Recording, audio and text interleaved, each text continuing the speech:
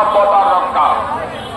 শুধু ওয়াকফ সম্পত্তি আজকের আলোচ্য বিষয়, কিন্তু ভারতের বিদগ্ধ নাগরিকরা বুঝতে পারছে যে দেশটা কোথায় যাচ্ছে। দেশটাকে পুঁজিপতিদের হাতে তুলে দেওয়ার জন্য চক্রান্ত হচ্ছে কিনা। আজকে ওয়াকফ সম্পত্তির জন্য এই বিল আনার প্রয়োজন কি, সেই লক্ষ্যে আগামী দিন সে কথা বলবে।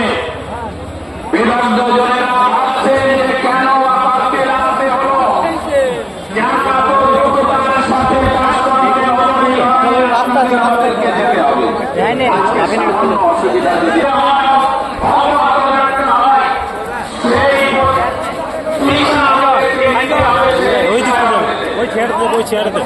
তো আমরা সকলে কাউকে কষ্টে রেখে আমরা যেন নিজের কথাটা না ভাবি। প্রিয় বন্ধুগণ, পরস্পর বক্তারা আসবেন, তাদের কথা আপনারা শুনবেন। এরপর উত্তর চব্বিশ পরগনা জেলার মাওলানা আরিফ রেজা সাহেবকে আমি আমন্ত্রণ জানাবো।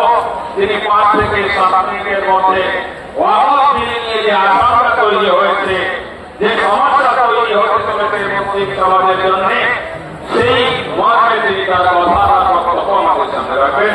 মাওলানা আরিফ রেজা সাহেব, সম্পাদক, উত্তর চব্বিশ পরগনা জেলা জামাত।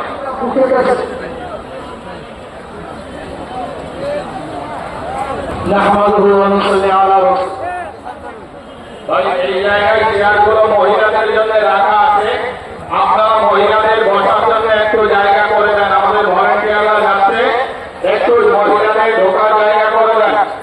মহিলারা এসছে, তাদের সুস্থ ব্যবস্থা এই মঞ্চের ডান দিকে।